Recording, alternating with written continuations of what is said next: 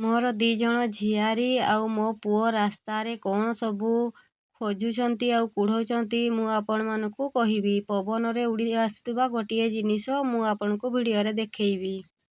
ସାଙ୍ଗମାନେ, ଖରା ଦିନ ଆସିଲେ ପବନ ବହିଲେ ବହୁତ କିଛି ଜିନିଷ ଖାଇବାକୁ ମିଳେ।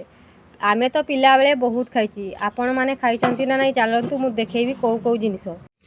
ହାଏ ସାଙ୍ଗମାନେ, ଆଉ ଏଇ ଯେଉଁ ଖରା ଦିନରେ ପଡ଼େ ଏଇ ବଉଳକୋଳି ଆପଣମାନେ ପିଲାବେଳେ ନିହାତି ଖାଇଥିବେ। ଆଉ ଏହାକୁ ଖାଇଲେ ଜିଭ ମୋଟା ହେଇଯାଏ ଆଉ କଷା ଲାଗେ। କିଛି ଫଳ ଥାଏ ମିଠା ବି ଲାଗେ। ଆଉ ଏ ହେଉଛି ଚଲା ଫଳ, ଚଲା ଗଛରେ ହୁଏ। ଆଉ ଏଇସବୁ ମୋ ପୁଅ ଆଉ ମୋ ଝିଆରୀ ବାଟରେ କୁଢ଼ଉଥିଲେ, ଗୋଟଉଥିଲେ। ଆଉ ଦେଖ ଏଥିରୁ ସେଇ ଚଲା ଫଳରୁ ମଞ୍ଜି ବାହାରେ। ଆଉ ସେଇ ମଞ୍ଜି ଗୁଡ଼ାକ ମୁଁ ଆପଣମାନଙ୍କୁ ଦେଖାଉଛି। ସେଗା ଖାଇବାକୁ ପୁରା ବାଦାମ ପରିକା ଲାଗେ। ଆଉ ଆମେ ପିଲାବେଳେ ତ ବହୁତ ଖାଇଛୁ। ଆଉ ଆପଣମାନେ ପିଲାବେଳେ ଖାଇଛନ୍ତି କି ନାହିଁ କମେଣ୍ଟରେ ନିହାତି କହିବେ।